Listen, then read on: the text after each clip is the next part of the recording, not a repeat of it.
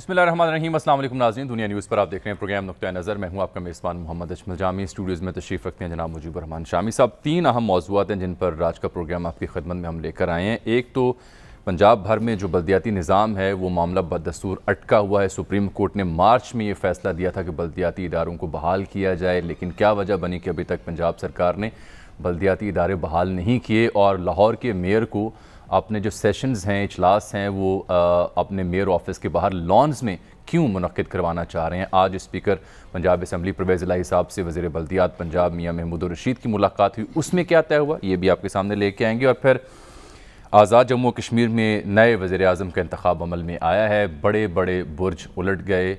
वज़ीर आज़म ने अपनी रिवायत बरकरार रखी जनाब इमरान खान साहब ने, और एक निस्बतन गैर मारूफ नाम को उन्होंने मुंतखब किया। वो तमाम बड़े बड़े घोड़े जिनका नाम आ रहा था इस रेस में, उनको मुंतखब नहीं किया। ये कौन है वज़ीर आज़म, इनके लिए चैलेंजेस क्या होंगे, इस पर भी बात करेंगे। और फिर टोक्यो ओलंपिक्स और पाकिस्तान की खेलों की जो तारीख़ है अफसोसनाक रही। हॉकी के सिवा कौमी खेल क्वालिफाई नहीं कर पाता। अब अरशद नदीम मियाँ चुनू से उठे एक एथलीट टोक्यो पहुँचे, मेडल की वाहिद उम्मीद हैं। सैन मरीनो जैसा छोटा सा मुल्क अगर मेडल जीत सकता है तो पाकिस्तान क्यों नहीं जीत सकता, इस पर भी गौर करेंगे। लेकिन इन तीन मौज़ूआत पर बात करने से पहले शामी साहब, मुल्क भर में आज यौम शुहदाए पुलिस है। पूरी कौम अपने पुलिस के बहादुर जवानों और अफसरान को जिन्होंने कुर्बानियाँ पेश की उनको सलाम पेश करती है। यहाँ से प्रोग्राम का आगाज़ हम करें। पुलिस के जो नौजवान हैं, दहशत गर्दी के ख़िलाफ़ जंग में उन्होंने बहुत कुर्बानियाँ दी हैं बेशुबा, और अमन व अमान कायम करने में बड़ा तारीख़ी किरदार अदा किया है। आज कराची में सुकून है, लाहौर में सुकून है और इस्लामाबाद में सुकून है, तो उसमें पुलिस के जवानों का और अफसरों का बड़ा अहम किरदार है। उनका खून शामिल है।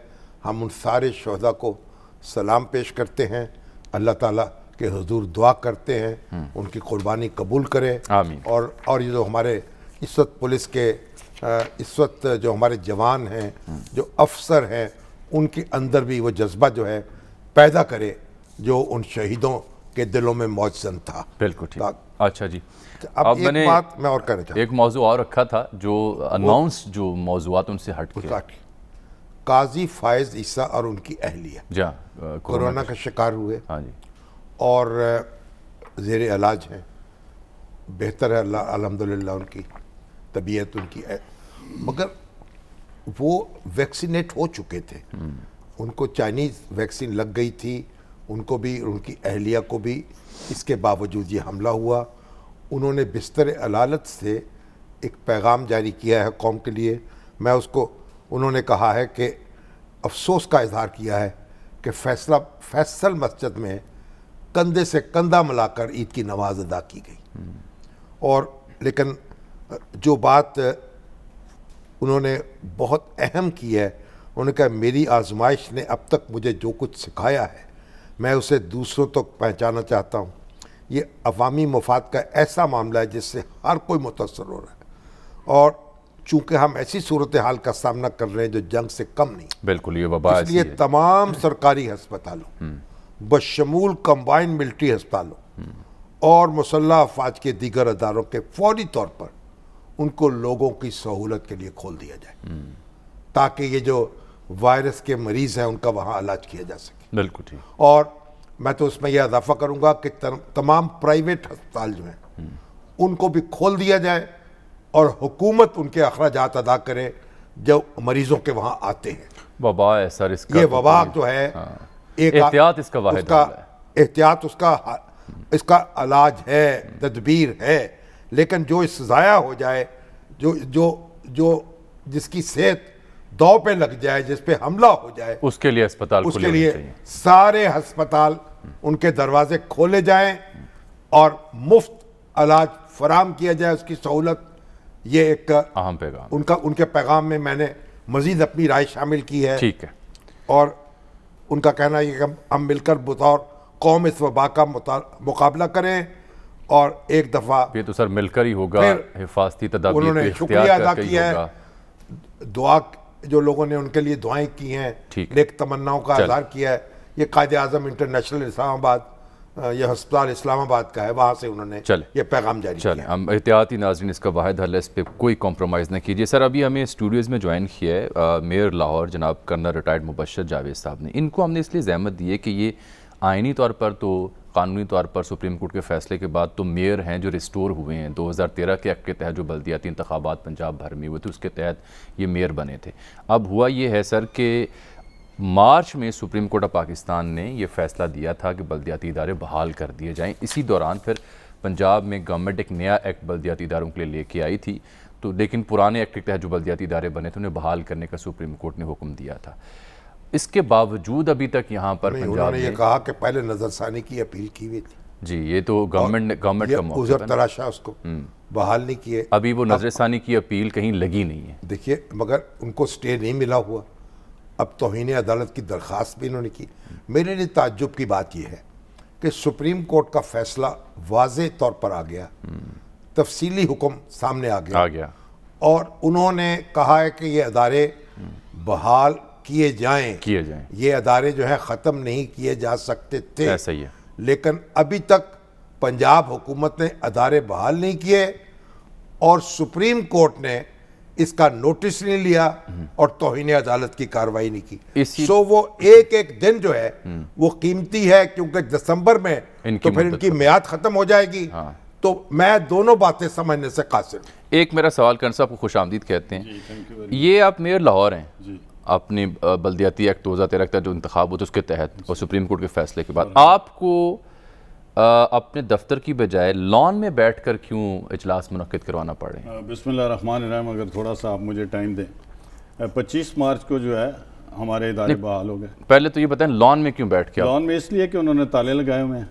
वो कहते हैं सिविल ब्यूरोक्रेसी ने और गवर्नमेंट ऑफ पंजाब के नहीं, दफातर बंद हैं। दफातर बंद हैं, एक बैंक अकाउंट्स बंद हैं। नहीं जी, बैंक अकाउंट्स जो है वो अपनी मर्जी के चला रहे हैं। अभी हमने एप्लीकेशन दी थी तो उन्होंने कहा जी डेवलपमेंट वर्क्स नहीं करेंगे हम, जो डे टू डे रोजमर्रा के काम है वो हम चलाएंगे। यानी आप नहीं जी, उनकी जो ब्यूरोक्रेसी, यानी आप अकाउंट्स नहीं चला सकते जी, हम नहीं चला सकते। हमें तो दफ्तर आपके बंद हैं जी, बंद। तो आप लॉन में जो बैठते हैं जी जी, वो तो जलसा करने बैठते हैं। नहीं सर, जलसा नहीं करने बैठते। आप मेरी अर्ज सुन लीजिए। जो 25 मार्च को हमें बहाल किया गया, उसमें कहा गया कि जो सेक्शन 3 है 2019 के कानून का, इट इज अल्ट्रा वायरस मुतसादम है। ठीक है, आर्टिकल आप बहाल हो गए, हम बहाल हो गए, आगे चले। अब आप सर, हम 25 को 26 27 को हम दफ्तर चले गए। ठीक, हमने जब दफ्तर देखा तो वो दफ्तर बंद था, ताले लगे हुए थे। मैं क्या करता, मैं तो एक इलेक्टेड मेयर हूँ। फिर मुझे सुप्रीम कोर्ट ऑफ पाकिस्तान ने बहाल किया और बड़ा क्लियरली कहा कि जिस तरीके से ये 3 मई से पहले थे उसी तरह ही ये बिठाए रिस्टोर किए जाते हैं और they will complete their term. आप फिर क्या किया? अच्छा सर, हम वहाँ चले गए, हमने एक इजलास बुलाया, उसमें करारदादें पास की, अपने लोगों को बताया, हमने करारदाद पास की कि जी हमें फौरी तौर पर आज हम आया, हमारा दफ्तर बंद है। हर जगह यही हाल है जी, हमने पूरे पंजाब में सर ये हाल है। अच्छा, अब उसके बाद जब इन्होंने नहीं खोला सर, तो इन्होंने ये कहा कि जी जब तक डिटेल्ड ऑर्डर नहीं आएगा उस वक्त नहीं। अब short order was very clear, ये मेरे ऑर्डर आ गया। अब डिटेल ऑर्डर भी आ गया। अब जब डिटेल ऑर्डर आ गया तो फिर हम आर्टिकल 199 के तहत जो कानून कहता है कि हम हाई कोर्ट में चले गए। अब हाई कोर्ट में सर हम 5 जुलाई के गए हुए हैं। इन्होंने 28 जुलाई को आके पंजाब गवर्नमेंट के बिहाफ के ऊपर चीफ सेक्रेटरी ने 4-5 नोटिफिकेशन निकाल दिए। अब वो ये है कि एक तहसील के ऊपर जी जो इनका लेना देना है, ट्रांजिशन प्लान का जी, उसको क्या ट्रांजिशन, पहले तहसील लेवल पे यूसी चेयरमैनों की मीटिंग्स होंगी या म्यूनसिपल कमेटियों की, डिस्ट्रिक्ट लेवल के ऊपर जो कुछ भी किया आपको बहाल नहीं किया। नहीं सर, हमें बहाल नहीं किया। और खूबसूरती और हाई कोर्ट ने क्या किया फिर? और हाई कोर्ट ने सर इनको फिर अभी ये ट्रांजिशन ले गए। तो जब हमने जज साहबा को कहा कि जी कोई ऐसी जरूरत नहीं है, लाहौर में एडमिनिस्ट्रेटर को आप उठाएं और इलेक्टेड मेयर को बिठा दें, नहीं किया। अब हमारी तारीख जो है वो 7 सितंबर की पड़ी हुई। हाई कोर्ट में या सुप्रीम कोर्ट में? हाई कोर्ट में आर्टिकल 199 के तहत वहां गए हैं आप।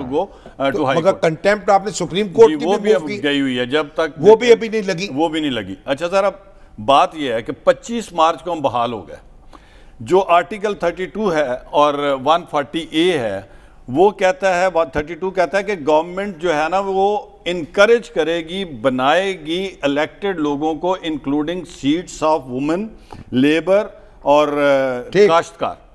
अच्छा, अब जो सरकारी मुलाजम हैं वो लोकल गवर्नमेंट्स नहीं चला सकते। वो जो लोग ये चला रहे हैं जी 25 उनके खिलाफ भी आपको कार्रवाई करेंगे? बिल्कुल sir, we are thinking very seriously कि हम आर्टिकल 6 वो भी तो कानून की खिलाफवर्जी कर रहे हैं ना, कानून की खिलाफवर्जी, वो ऐसे इख्तियारात इस्तेमाल कर रहे हैं जो उनके पास नहीं है। मगर सर वो गवर्नमेंट ऑफ पंजाब जो इस वक्त चीफ मिनिस्टर है, उसके जो मिनिस्टर हैं, गवर्नमेंट इज डिफाइंड, उन पर भी आप जा रहे हैं? जी सर, हम अभी, मगर आप ये बताइए दो मामला हो गया ना होने से क्या नुकसान हो रहा है? नुकसान सर सबसे बड़ा जो हो रहा है, निकाह नामे रजिस्टर नहीं हो रहे सर, निकाह नामे रजिस्टर नहीं, जो डिवोर्स का सर हमारे पास हक था, हम मुसालती कमेटियों के यूसी चेयरमैन इंचार्ज थे सर, लोग यूसी जो हैं उनको तलाक नामों के सर्टिफिकेट नहीं मिल रहे, ठीक, डिवोर्स सर्टिफिकेट नहीं मिल रहे। तकरीबन लाहौर में 11,000 डिवोर्स सर्टिफिकेट पेंडिंग है सर। वो बच्चे बच्चियां जिनकी शादियां होनी है वो बेचारे बैठे हैं, रिश्ते होते हैं, वो कहते हैं जी line divorce certificate, whether you are right और रॉन्ग, ठीक, there is nothing sir. Birth certificates नहीं हो रहे हैं, वो अपना डेथ सर्टिफिकेट जो है वो नहीं हो रहे हैं। गलियों में सर गंद है, स्ट्रीट लाइट्स हम करते थे, 33% स्ट्रीट लाइट्स ऑन है हमारे होते हुए, 94% थी। हॉस्पिटल्स में हम जाते थे, डिस्पेंसरियों में हम जाते थे और हमारे रिप्रेजेंटेटिव हर जगह होते थे। अभी मसलन आपने देखा ईद के ऊपर जो मंडियां लगी, दैट वाज आवर ड्यूटी, हम करते थे। वहां जो हाल हुआ मैं जाके फिरता रहा हूं। तो सर एक कॉमन सर सबसे बड़ी बात तो ये है कि हम इलेक्टेड लोग हैं और ये सरीहन आईने पाकिस्तान की। कर्नल साहब एक बताएं मुझे, वजीर आजम की हुकूमत खत्म की, कौमी असम्बली तहलील हुई कई बार, जी सर, जब सुप्रीम कोर्ट का ऑर्डर आया इमीडिएटली वजीर आजम बहाल हो गया, उसने अपनी जिम्मेदारियां अदा करनी शुरू कर दी। ये कैसा हुक्म नाफिज हुआ है कि वो आप वहीं के वहीं हैं, लॉन में बैठे हुए हैं, तो सुप्रीम कोर्ट की जिम्मेदारी है ना कि अपना ऑर्डर नाफिज करे और जो ऑर्डर नहीं मान रहे उनके खिलाफ कार्रवाई करे। सर मैं तो अप्रैल से हम गए हुए हैं पूरे पंजाब के बल्दियाती नुमाइंदे सुप्रीम कोर्ट में, कंटेम्प्ट ऑफ कोर्ट में। उसके बाद हमने उनको दोबारा भी एप्लीकेशन दी, 2 एप्लीकेशन मजीद दी हैं, उधर से भी कोई जवाब नहीं है। माजरत के साथ लाहौर हाई कोर्ट को भी ये देखना चाहिए कि ऐसी सूरत हाल में तो हम भी दुआ ही कर सकते हैं। नहीं सर, दुआ नहीं, देखें ये हमारा मुल्क किस तरफ चल पड़ा है, जहां आईने पाकिस्तान की सरीहन खिलाफवर्जी हो रही है और जिम्मेदारी है। और सर ये अदालत ने जब फैसला कर दिया, आपका नुक्ता बड़ा अपना फैसला नाफिज करना अदालत की जिम्मेदारी, उसकी तामील करना हुकूमत की जिम्मेदारी। आपका बड़ा अहम नुक्ता है, इसका यही हाल बज़ाहिर दिखाई दे रहा है, क्योंकि ये हाई कोर्ट में तो गए हैं रेमेडी के लिए, वहाँ पर हुकूमत पंजाब ने एक ट्रांजिशनल प्लान दिया अपना कि हम इस तरह से इस पर अमल दरामद कर रहे हैं। वहाँ तो आईन अदालत में भी ये गए हैं, गवर्नमेंट भी सुप्रीम कोर्ट में नजर षानी के लिए गई है, लेकिन अभी तक ये दोनों जो सुप्रीम कोर्ट की नजर अपीलें नहीं लगी। तीसरी बात अहम यह है कि हमने आज मियाँ महमूद रशीद साहब से रब्ते की कोशिश की थी, आप बल्दियात के कलमदान उनके पास है, वो आज चौधरी परवेज़ लाई साहब से मिले हैं, स्पीकर पंजाब असम्बली से, और चौधरी साहब ने भी ये कहा कि जो लोकल बॉडीज़ के लिए इक़दाम उनको जल्द तेज़ी से आगे बढ़ाया जाए, और ये मुतालबा किया कि जो मुशावरती कमेटी बनाई गई है लोकल बॉडीज़ के लिए फेडरल की सतह पर, उसमें महमूद रशीद साहब को शामिल किया जाए। मेरी ख्वाहिश थी कि वो दस्तयाब हो जाते ताकि हम उनसे भी उनका रद्द-ए-अमल वो बताते कि क्यों नहीं मान रहे, हुक्म क्यों नहीं मान रहे। ये मियाँ साहब हूँ या पीटीए के दीगर सीनियर रहनुमा, ये तो बल्दियात के हक में थे और हालिया दिनों वो हमें मुयस्सर नहीं हुए, अभी दस्तयाब नहीं किसी मीटिंग में। अभी हालिया दिनों आपको याद होगा सहाफ़ियों की वज़ीर आज़म से मुलाकात भी हुई थी और वहाँ भी बल्दियात के मामले पर उनसे सवाल उठाया गया था और वो बड़े पुरज़्म थे। उन्होंने कहा मैंने तो हमेशा कहा है कि बिल्कुल जल्द से जल्द इसको वो पुरज़्म बनाया जाए। मसला उनके पुरज़्म होने का नहीं है, इम्प्लीमेंटेशन का मसला बहाल होने, मसला बहाल अदारे हो चुके हैं, बिल्कुल काम नहीं करने दिया जा रहा, ये मसला है। सुप्रीम कोर्ट का ऑर्डर वायलेट हो रहा है, ऐसा ही है, असल मसला ये है। बिल्कुल, पूरी कौम ये सवाल कर रही है। बिल्कुल। खान साहब आप तशरीफ लाए, आपका बहुत शुक्रिया। उम्मीद करते हैं कि अब हुकूमत भी कान धरे इस मामले पर और जिनका काम है वो भी इसको यकीनी बनाए। आपका बहुत शुक्रिया अदा करता हूँ। दूसरी बात मैं आपको थोड़ी सी बता दूँ कि अभी तक इन्होंने डीलिमिटेशन जो ये कह रहे हैं ना कि 2019 के तहत हम अप्रैल में इलेक्शंस करवाएंगे, अभी तक कोई इसका नोटिफिकेशन नहीं हुआ है और ये भी इसी तरह ट्रक की बत्ती के पीछे कौम को लगाने जा रहे हैं, क्योंकि इनका जो 2019 का कानून है बाय इटसेल्फ वो ही फाइनल नहीं है। कर्नल साहब वो इररेलेवेंट है, हमारे इररेलेवेंट है। हम तो मौजूद ये है कि आपको बहाल करने का हुक्म असल में सुप्रीम कोर्ट का हुक्म नाफिज होना चाहिए। बिल्कुल, बहुत शुक्रिया, बहुत शुक्रिया साहब, तशरीफ रखिए, बहुत शुक्रिया आपका। अच्छा शामी साहब, आज एक और बड़ी अहम पेशरफ्त हुई है। आज़ाद जम्मू कश्मीर की कानून साज़ असम्बली के हवाले से सरदार अब्दुल क़य्यूम खान नियाज़ी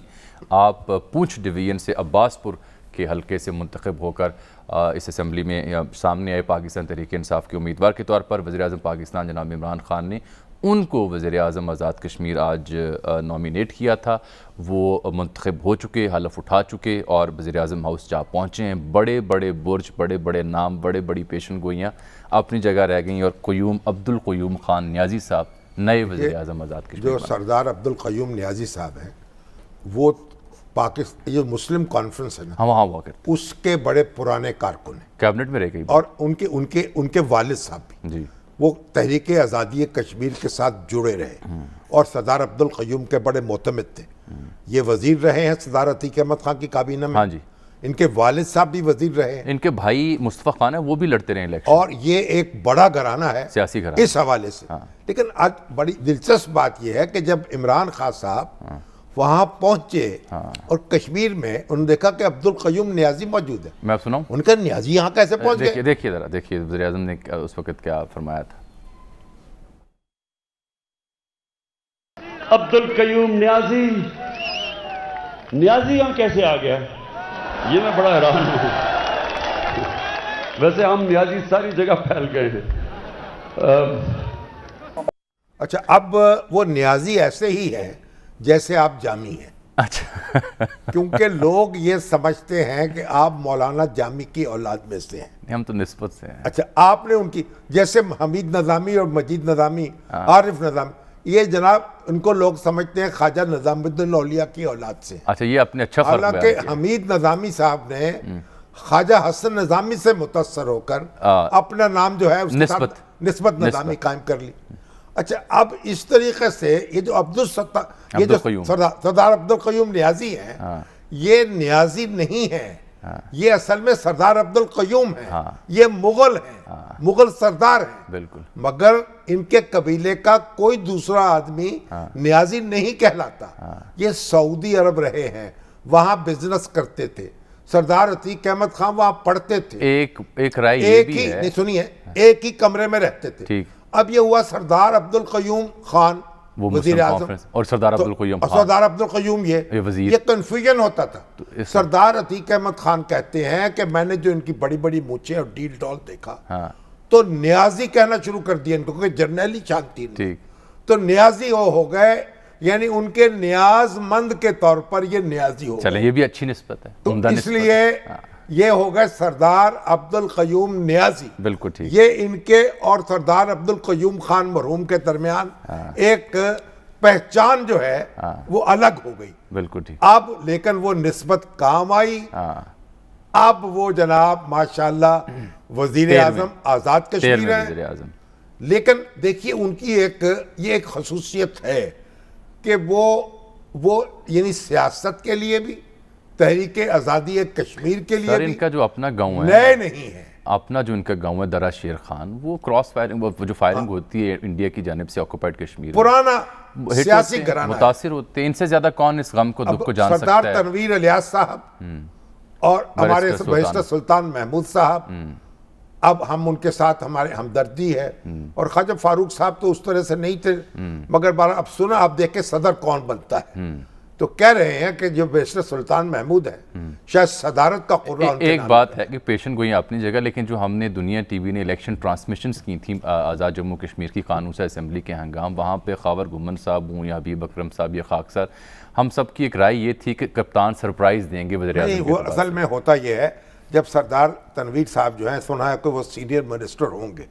अब उनका भी बड़ा कल्ला ठल्ला है माशाल्लाह, बड़ी आन बान है, कुछ ना कुछ उनको भी मिलेगा। लेकिन असल बात ये इनके हवाले से एक और बात, ये 80 की दिहाई में जब वो बल्दियाती इंतखाब हुए थे, तब ये सबसे कम उम्र डिस्ट्रिक्ट काउंसलर भी रहे हैं सरदार अब्दुल क़य्यूम खान। जब धड़े हुआ पार्टी में राय आमा बटी हुई हो, तो फिर वो धड़ों सबको बराबर रखने के लिए एक बेधड़ा आदमी जो है वो बाज़-औक़ात उस पर नज़र पड़ जाती है।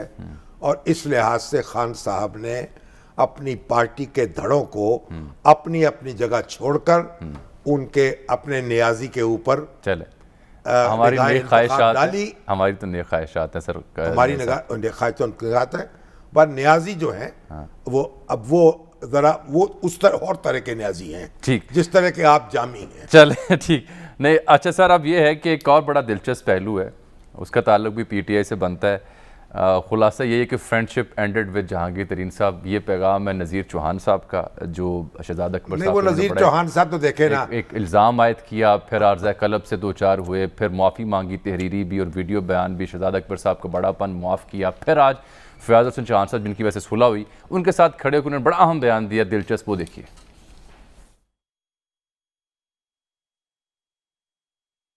मेरा जहांगीर खान तरीन के ग्रुप से कोई तल्लक नहीं है। जहांगीर खान तरीन ने मुझे बरमला इस्तेमाल किया। उनको शर्म आनी चाहिए थी कि जिन्होंने मेरा हाल तक ना पूछा आके हॉस्पिटल में कि चौहान साहब आपकी तबीयत कैसी है।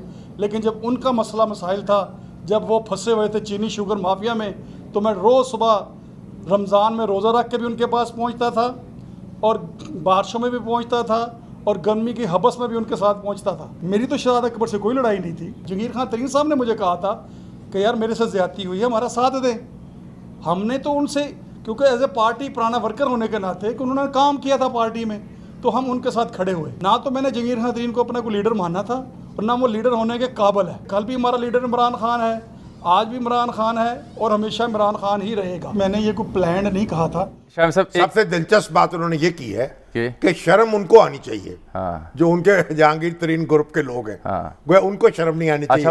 नज़ीर चौहान साहब, देखिए एक बात सुने, ये कमजोर लोग जो हैं उनको इतना आगे नहीं जाना चाहिए। दुरुस्त। और मुझे उनसे हमदर्दी है और ना इतना वो आगे जाते और ना जाती इल्जाम लगाते, ना उनके साथ ये इस तरह की सूरत होती। लेकिन जो सलूक उनके साथ हुआ है वो भी इंतहाई नामुनासिब था। FIA जो है उनके सपुर्द किया गया और उनके साथ बदसलूकी की गई।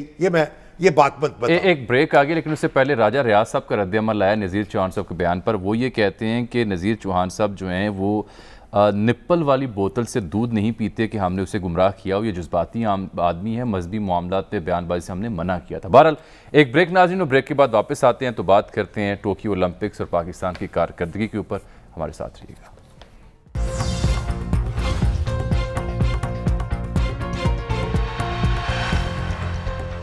वेलकम बैक नाज़रीन। हमने जिक्र किया था कि सुप्रीम कोर्ट ने फैसला दिया था बल्दियाती इदारे बहाल करने का। मार्च में तफसीली फैसला भी आ गया। गवर्नमेंट ने नज़रसानी के लिए जाना था और फिर एक ट्रांजिशन प्लान भी लेके आई। कर्नल रिटायर्ड मुबशर साहब की अपनी गुफ्तगू सुनी, इनको जो तहफ़्फ़ुज़ात एतराज़ात है, तो जवाब के लिए वज़ीर बल्दियात पंजाब सीनियर सियासतदान जनाब मियाँ महमूद रशीद साहब इस वक्त टेलीफोन लाइन पर दस्तयाब हैं। उनका रद्द-ए-अमल आपकी खिदमत पेश करना ज़रूरी है। मियाँ साहब बहुत शुक्रिया आपके वक्त का। शामी साहब भी तशरीफ़ रखते हैं। ये हुकूमत सुप्रीम कोर्ट के वाज़े हुक्मनामे के बावजूद बल्दियाती इदारों की मुद्दत जो दिसंबर में ख़त्म होनी है, इनको क्यों नहीं बहाल कर रही सर?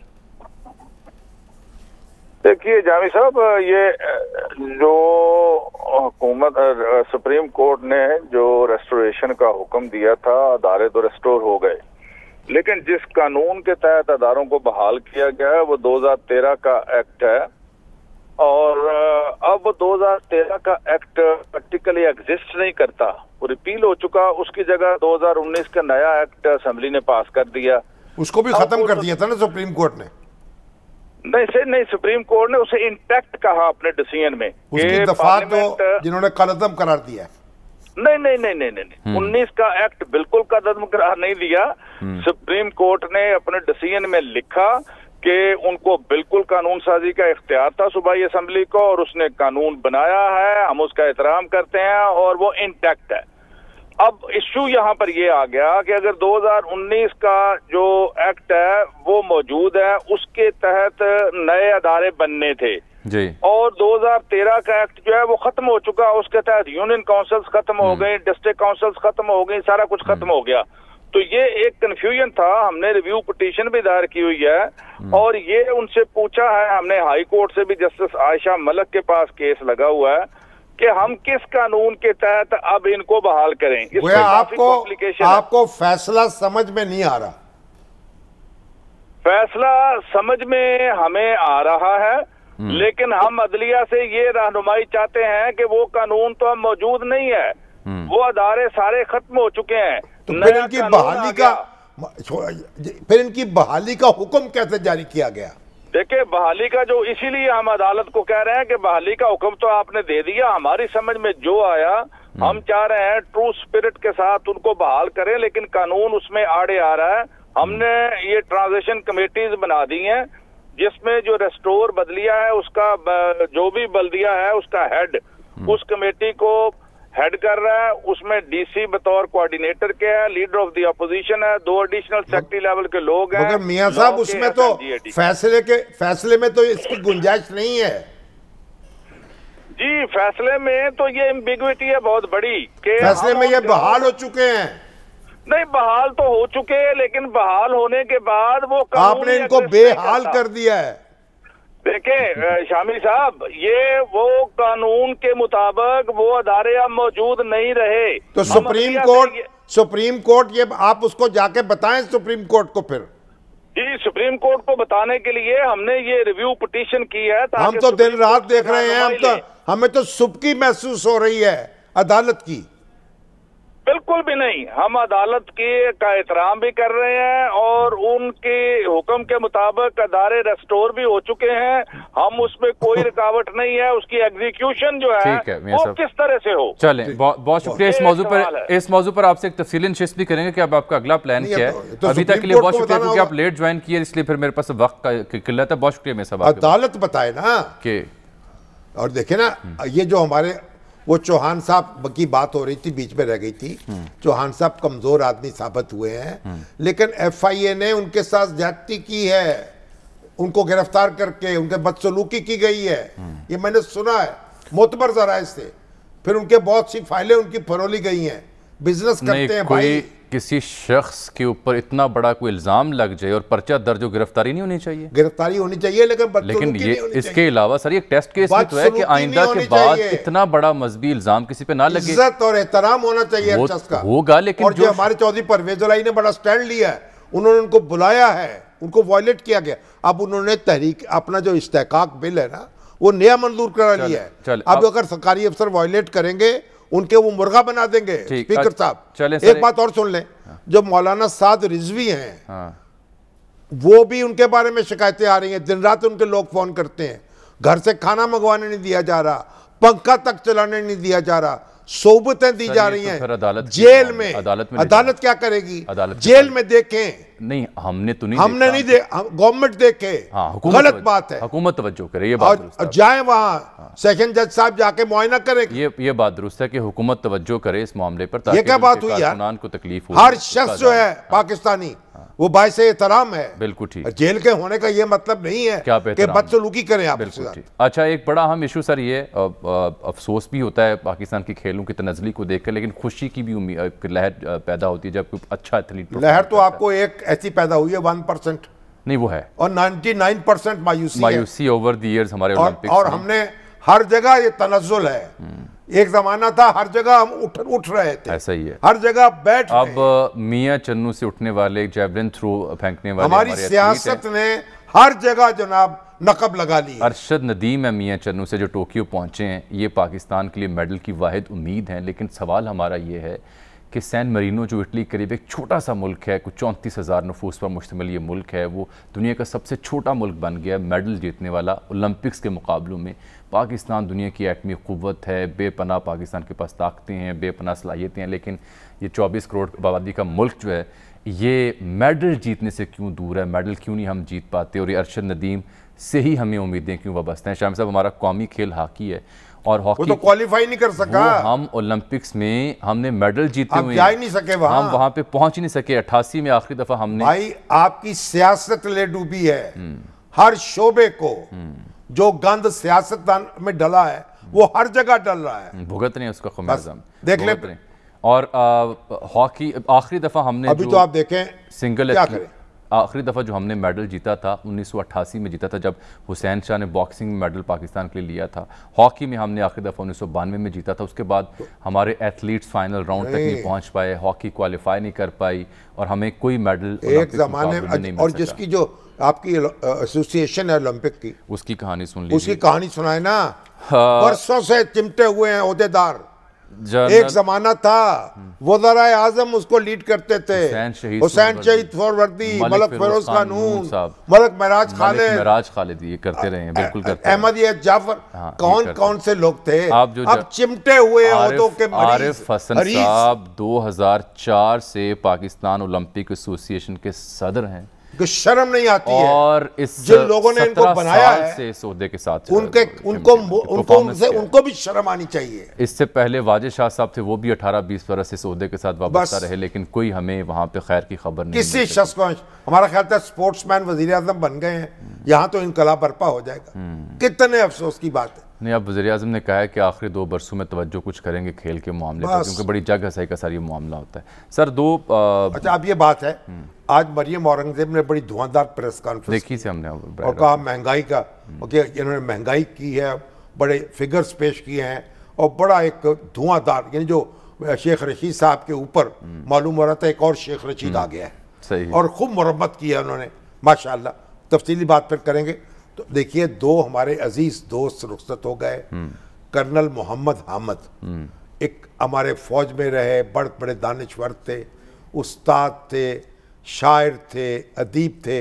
इमाम शामिल की सवाने हयात लिखी, फतावा आलमगीरी का तर्जमा किया, जो हमारा कसीदा है बुर्दा है उसका कई ज़बानों में तर्जमा किया, और अल्लाह ताला उनकी मग़फ़िरत फरमाए।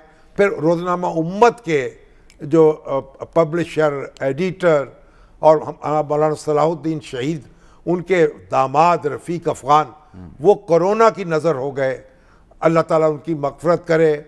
वो रोज़नामा उम्मत जो है बड़ा उन्होंने परवान चढ़ाया, बड़े एक जवान मर्द शख्स थे, इख्तलाफ था उनसे लोगों को बहुत, लेकिन बड़ी अपनी हिम्मत के साथ, पामर्दी के साथ डटे रहे अपने मोर्चे पर और कलम से तलवार का काम लेते रहे। अल्लाह उनकी मग़फ़िरत फरमाए। सर, यहाँ प्रोग्राम में वक्त हुआ चाहता है एक ब्रेक का। नाज़रीन, मिलते हैं इस ब्रेक के बाद।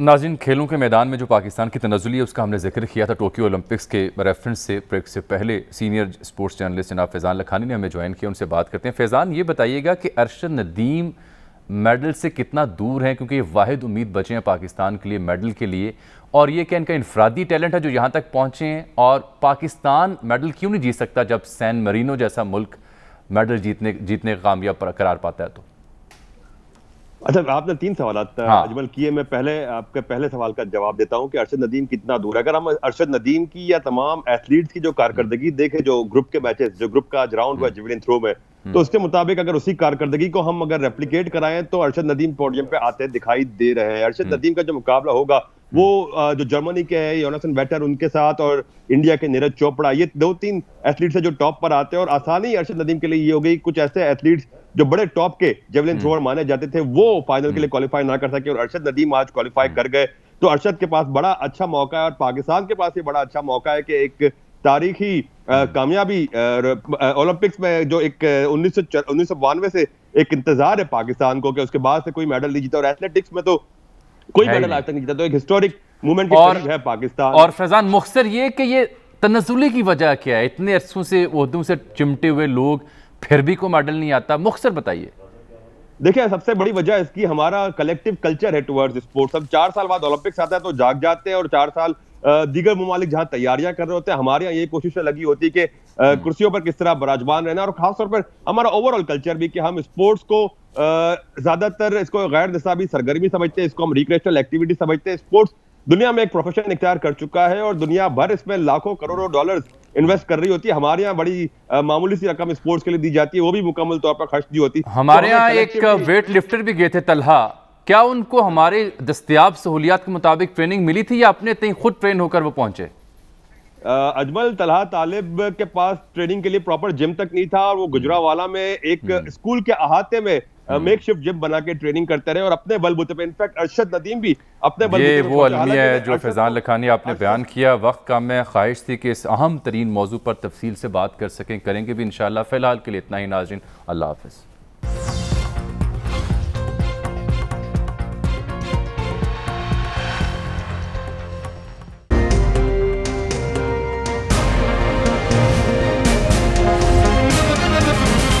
दुनिया खबर की दुनिया।